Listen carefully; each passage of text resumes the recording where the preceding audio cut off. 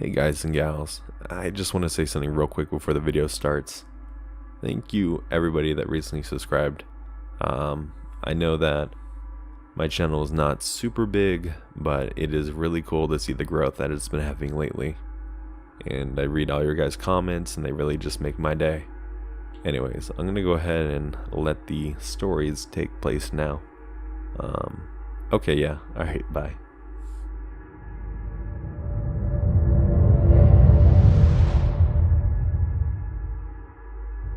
This happened a couple years ago when I was 16. It wasn't as scary as some of these posts, but still gives me chills to this day. I had just recently gotten my first job at a chain sandwich shop. It was located in the shopping mall outlet at the far end. There were quite a few businesses around, including a restaurant down the way, and a super Target on the other side of the mall, on the far end of the parking lot.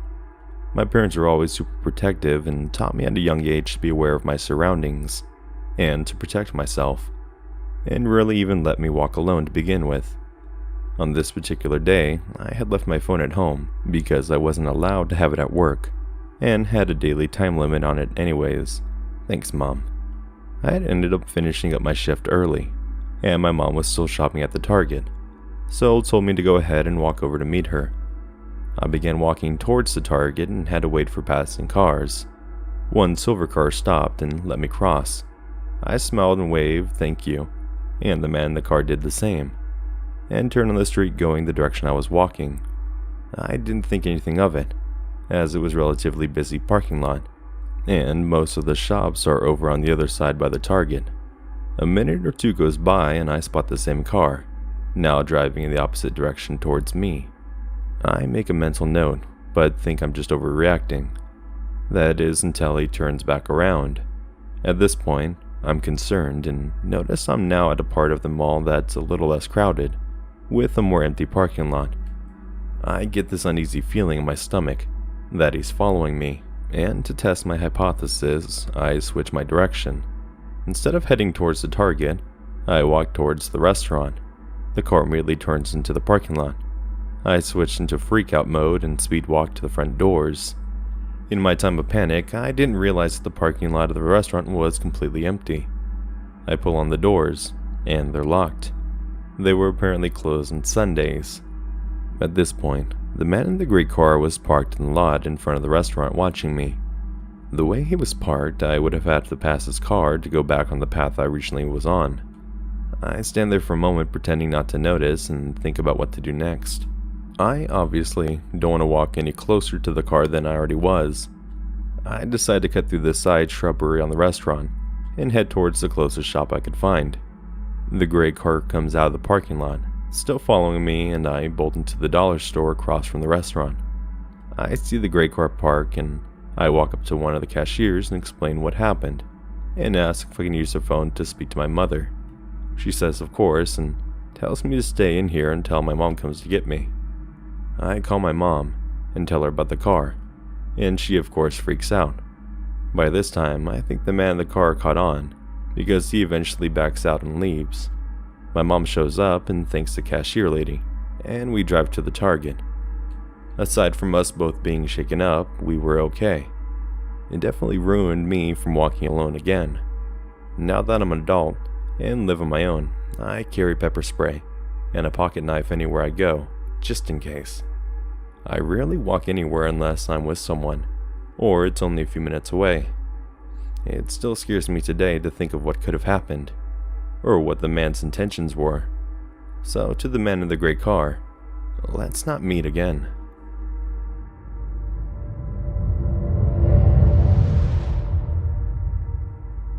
For backstory, I'm a male, and grew up poor in a janky lower class neighborhood in rural North Carolina. I was quite the loner type, still am. My mother was single and worked 9 a.m. to 5:30 p.m. on weekdays, so I was home alone during those hours in the summers, and after school during the school year. I had an older sister, but she was always busy with her social life, away from home. When I was young, around 10 or 11, I was playing in our front yard, under my dogwood tree that sits by the street. Out of nowhere, I hear someone speaking right behind me.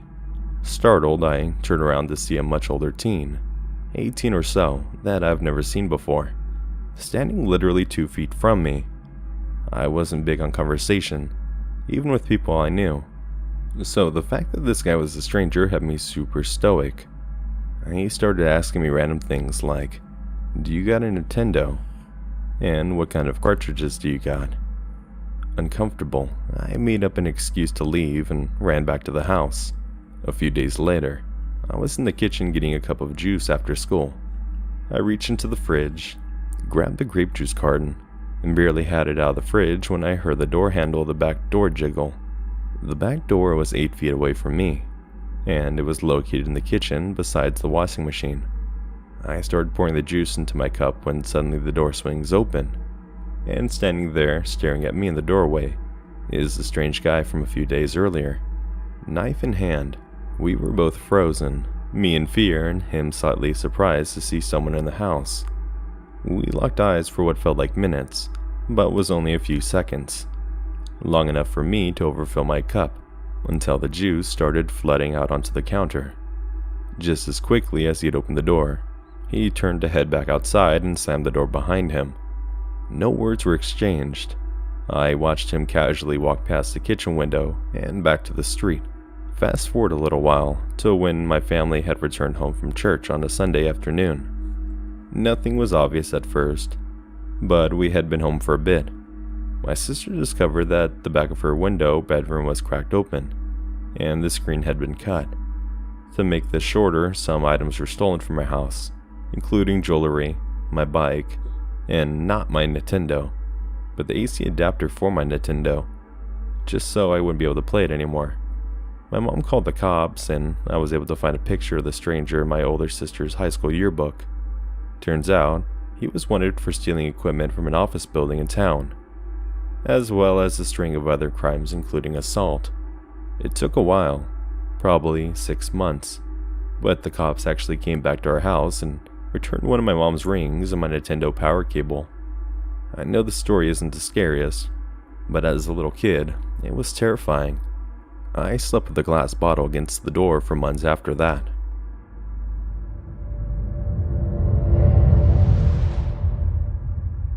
Longtime reader, first-time poster. I suppose this may not be as extreme as many of the other posts here, but as a 17-year-old girl, it's fair to say I shit a brick. So I'm 23 now, and as I mentioned, this happened when I was 17. In my last year of high school, I was the art chick. I was working on my portfolio so I could apply to art school. I mainly did landscapes, but part of the requirement for our portfolios was life drawing. Obviously, my high school didn't have any nude life drawing classes, so my art teacher linked me up to a life drawing class at the local university, which is one of the top art institutes in the UK. So from my school, I had to get a half-hour bus to the center of the city, and then walk maybe 15 minutes up a long stretch through the student district. It was a 6-week course, and this happened the 5th week. The class was really interesting, and I learned a lot since this was my first time working with life models. I was pretty confident and not too worried about walking home at night. The class finished at maybe 9 p.m., and it was pretty dark by the time I got out. So, 4 weeks walking there and back, uneventful. 5th week walking there, totally fine. 5th week walking back to my bus stop, also totally fine. 5 minutes at the bus stop, freaky as fuck. So the stop I had to wait at was outside the expensive private school in my city. There's a strip with about 4 bus stops, and it's always pretty busy. So busy that people don't even see what's happening right in front of them. So I must have been one of the first people there. So I'm standing just outside the shelter because I'm smoking, and obviously I don't want to be a dick and make other people breathe in my smoke. So there's only a few minutes left to my bus, and I'm minding my business when this guy comes and stands super close to me. Like, not as in infringing, but a bit of my personal space here close. Like literally I can feel him standing against me. He has to be in his mid-40s. It just had that general creepy fuck vibe. It looked really grubby and disgusting. So obviously, I'm a bit freaked out, and sidestepped away. So does he. I look at him and he has the creepiest smug grin. By this point, I'm like, okay, so he is trying to freak me out, and he knows I know. I step away again, like fairly far away this time. He follows me again, and is literally standing with the front of his body dead up against the back of mine. Honestly, I don't know how nobody noticed this or called him out. We were outside the shelter, and it was dark. People were on their phones, or their own conversations. I guess it must have just been that. 23-year-old me is so pissed off at what an idiot I was for just shrinking away from him. This was before I had a few more let's not meet experiences that have shaped my loud-ass radical women's rights advocacy. I literally just froze in the moment, even though there were people around who would have helped. I let this creep stand and push his dick up against me. Probably for the same reason we all allow this shit. I don't want to overreact. Maybe it's a misunderstanding. I don't want to seem rude. Please note that I'm no longer afraid of men. So anyway, it gets worse. After dodging this creep for a few more moments, as time dragged in slow as fuck, finally the bus comes around the corner. Now, I might not have reacted properly, but I'm not stupid. I know if I get on the bus before this guy, he's gonna sit next to me, which is what I need to avoid. So politely I gesture and say, after you. He gives me that creepy look again, and says, no, you go first. I insist, but he refuses again. There's a big queue now, and I don't want to hold anyone up, so I get on right before this guy. I get on the bus and do the only reasonable thing, which is to sit next to the old lady, right at the front of this empty bus. The seats are only in pairs, so there's no way he can sit beside me now. Like I said, this bus is almost empty. So where does he sit? In the seat directly behind me. Great. So, I'm just trying to ignore him, which is pretty difficult to do when this fucker keeps leaning forward and is literally playing with my hair. I have really long hair and his hands are on it. So don't ask me why, but at the time my phone wouldn't let me call my mom. But whenever I tried to text her, the sending bar would just stick. I don't know if anyone else has had this on the iPhone, but when the little green bars at the top gets to about 90% of the way along, then it just sticks. That's happened literally every time I tried to message her. Obviously, I was scared to call her. I didn't want him hearing what I had to say. I messaged my friend and told her what was happening, and that I thought that if I got off this bus, this guy would most definitely follow me. I still had a 10-minute walk home after I got off the bus, up a long straight road. So my friend calls my mom and tells her what's happening. My mom then calls me and relays what my friend had told her. Now, I've been on the bus for about 15 to 20 minutes, and my stop was coming up in 5. It's not a big city. My area is suburban, and I don't even know everyone, but I think I recognize most. I had never seen this guy before. He wasn't local to my area, so I reasoned he had definitely been on this bus longer than his stop. Anyway, when my mom called, I just said to her, I will be getting off this bus in 5 to 10 minutes. You need to get to the X street now and meet me. As soon as I said that, the creep pushes the button for the next stop. Literally as soon as I say it, he stands up, makes sure to bang into my arm, and drag his body hard across me as he walks past. Stares at me from the front door and through the window as the bus drives away. I'm not 100% certain if he actually had bad intentions, or if he just got off on freaking out a 17-year-old girl who was on her own. The fact that he pressed the button as soon as I confirmed someone was meeting me makes me think he did intend on following me. Didn't go to the final week of that class, so bus stop creeper. Let's not meet. 17-year-old me was scared. Me today would straight up burst your balls.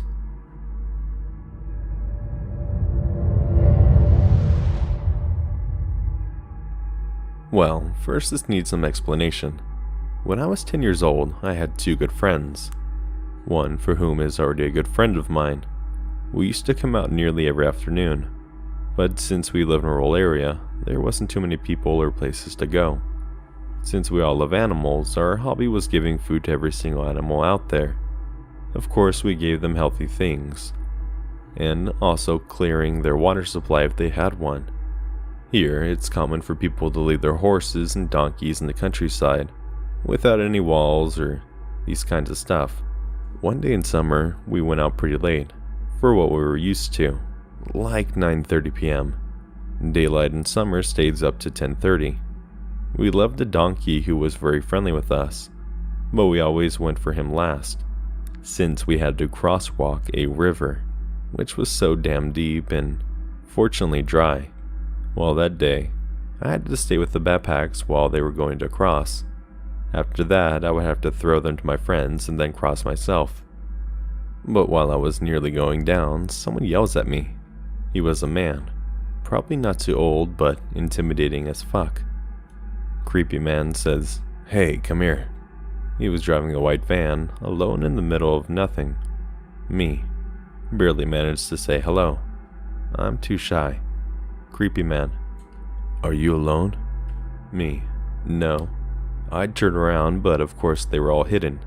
Even the donkey was gone into the woods. They left everything there, but there was not a single soul.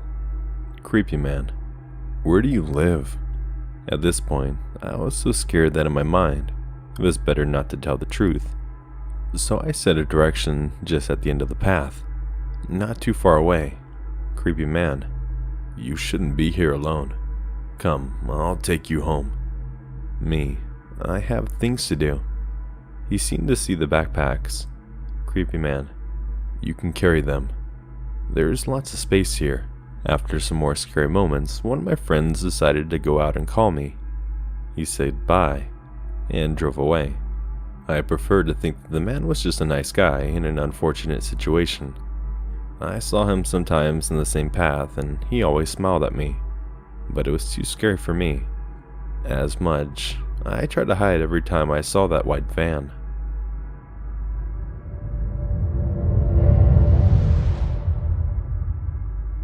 When I was a young chick, I worked for Starbucks for a while. Our store was in the shadiest part of town, in a retail park. The area consisted of council flats, where the local council places druggies, ex-cons, and people on various benefits. So although we have some nice customers who were there for a shopping spree, there were quite a few shady people too. This guy came in and acted like regular, asking every girl how we wore, etc. We had name tags. He was nice and chatty and made my skin crawl. The other girls loved him. The guy started to come in daily. Usually came in around 1 p.m. and stayed until closing, 11 p.m. And sometimes he was very pushy about even staying after closing. He always insisted on helping bring in the outside furniture and stuff. Some managers and I were cautious, especially since we couldn't have anyone in the store after closing. He then started to pretty much groom girls, asking about if we were single, first boyfriends, favorite sex positions. Yeah, the youngest girl was 16, etc. Mind you, I grew up with narcissistic parents, so I learned how to read people at a very early age. Also, I've always been interested in psychology, and I studied it for a few years. This guy irked me from day one, but I was nice to him because I'm very passionate about not starving to death, so I needed the job. One day, he started to tell me that he had a fight with his parents and they threw him out. He looked very sad and told me that he now needs to sleep in his van, a white unmarked van.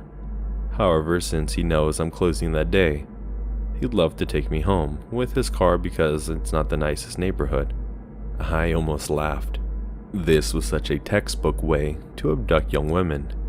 He was doing everything just as my lecture said a serial killer/rapist would do. Sadly, for him, I'm not a normal girl. Thanks to my rather cruel upbringing, I scored extremely high on the psychopathy test. Almost psycho by nature, as I was informed. But I'm not one though. I love cats. I just tell him no, once without a fake smile for him to notice I'm not a prey. He moved on to the other girls, and I notified the manager about his creepy behavior. in order to protect our young girlies. One of them was a sweet, innocent, and a bit naive girl. The creepy guy targeted her next, after my shift leader also laughed in his face. He told this young girl his sob story and expected empathy, which he got. She agreed to be taken home by him, and she even offered him a couch to sleep on. Luckily, my manager was a mama hen type of woman, and she firmly told our young barista to be more careful around strangers, and that she will be going home with her. Also, creepy guy was banned from the store. The manager notified security around the park.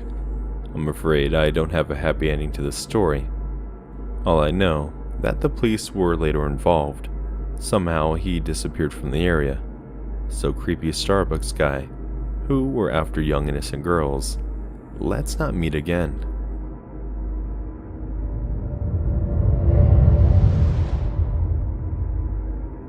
I already posted this story as a comment under another thread, but I figured it deserves its own post, as it hands down the most unsettling experience of my life. This happened when I was visiting some family members in Florida. We were having dinner one night when my uncle started telling us silly stories from his youth. He mentioned going to Casa Daga with his friends a couple of times, and immediately the rest of his family started chiming in with their respective Casa Daga stories. Not being a Florida native, I asked them what the hell is Casa Daga. My uncle told me that it was a small town not too far from away where they lived. Okay, nothing too interesting about that.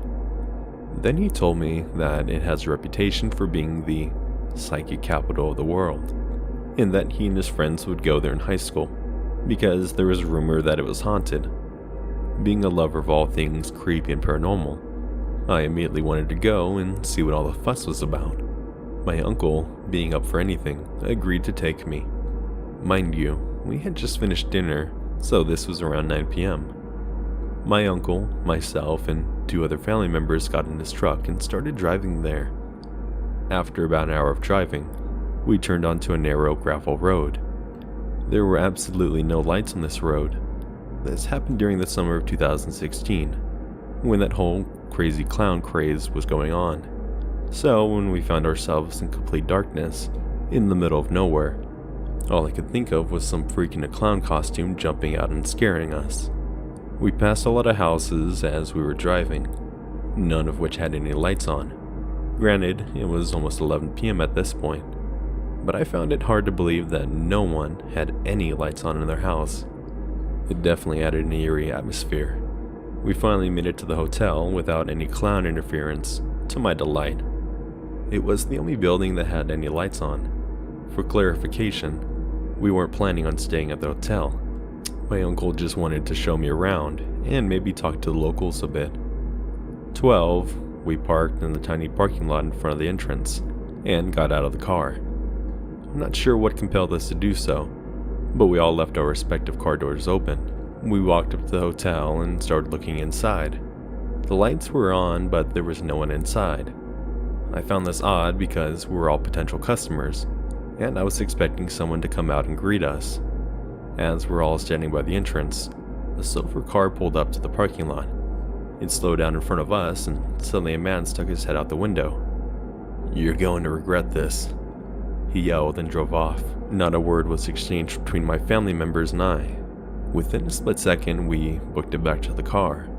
My uncle started driving us back to the highway so that we can get home. At this point, I'm already freaked out. So when a black SUV with garbage bags taped over the windows started trailing us, I started praying. It was the middle of the night. There were still no lights on the small road we were driving on, and now some madman was trying to run us off the road. Every time my uncle would speed up in order to avoid getting rear-ended, the guy in the black SUV would speed up too. We were driving at such an incredible speed that it only took us a couple of minutes to get to the road that connected to the highway. The SUV was still tailgating us at this point. Halfway down the road, I noticed a familiar car parked on the side of the road by a ditch. It was the silver car from before. The driver was pulling something out of the trunk, and we were approaching him. Because of the speed at which we were driving, I couldn't see what he was getting out clearly. Although I didn't see what was in his trunk, I didn't have a good feeling about it. When we finally got to the end of the road, my uncle was so desperate to get out of there that he ran a red light that turned onto the highway. The black SUV didn't follow us into the highway. We never really talked about what happened that night, and I had basically forgotten all about it up until today.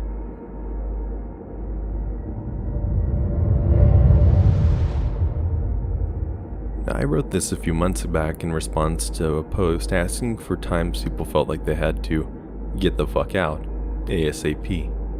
Even though it happened a few years ago, I still think about it from time to time, and wanted to share. During my final year of university, I was working at this roadside farm/shop restaurant. It closed around 8 at night. But with cleaning, down the kitchens, etc., I usually didn't leave until well past 9. It was winter, so by then it was totally dark outside. A little further down the road from the farm shop was a lay-by. I don't know what they're called outside the UK. Basically just a little semicircle of tarmac next to the road, where drivers can pull in. There was a little burger stall there, but it was never open in the winter. On my way to work, when it was still light, I began to see a white van, about the size of a moving van, parked in the lay-by, with a man sitting behind the driver's seat. It seemed like one day he was just parked there and never left. At one point I thought he might be dead, because he was absolutely always sitting very still behind the wheel, not even looking at a book or his phone, from what I could tell. Then again, I only caught a brief glimpse as I was driving. Eventually, I realized he must be alive because the van was always in a slightly different place. The lay-by was maybe 30 meters long, and each day I passed the van was a different spot. This was a very rural area, with nothing nearby except 1 or 2 remote houses, and the farm shop. He definitely wasn't trying to get around any parking laws, as it was just a currently deserted bit of land. My shifts weren't always consistent, so sometimes I would be driving past early in the morning, or during the middle of the day, and he was always there. I got really used to seeing him, and probably too complacent.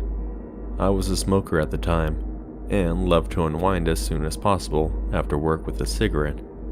One night I pulled into the lay-by after work about 15 meters behind this van, and stood right next to my car to smoke. It was very dark and very quiet, but my headlights were on low, and I could see into the space in front of me. About a minute in, the van's lights come on, then his reverse lights. He backs about 4 to 5 meters, stops, rolls forward a few inches, then back a couple more. His door opens and he hops down, and rocks right in front of his van, where I can't see him. The way my car was angled, it was doing a better job at lighting up the front side of the van, and the left was kind of lost in the darkness of the road. I became really fixated on the left side. I just felt like something was wrong, and like I had about 0.2 seconds to get out of that situation. The fear I felt was intense. I couldn't drop my cigarette and get into the car fast enough.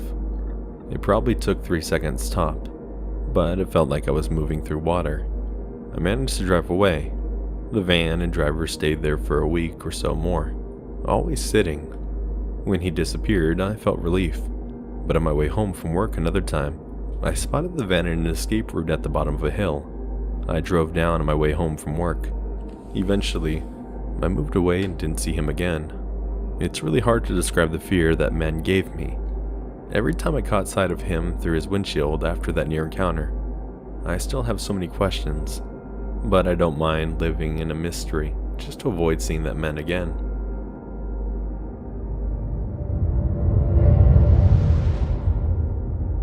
Hey guys, I want to thank you for listening. If you haven't yet, please consider clicking that subscribe button and bell icon to get notified of all future videos. And if you have a story of your own you'd like featured on the channel, head over to my subreddit r/GenSenOfficial. If you want early access to my videos, head over to my Patreon, where only $1 a month gets you that, and some other fun perks. I as well offer all my videos on my podcast that can be found on all major podcast services. All links will be located in the description field. I hope everyone has a great night, and remember, keep it spooky. Oh shit. Okay, I'm going to bed.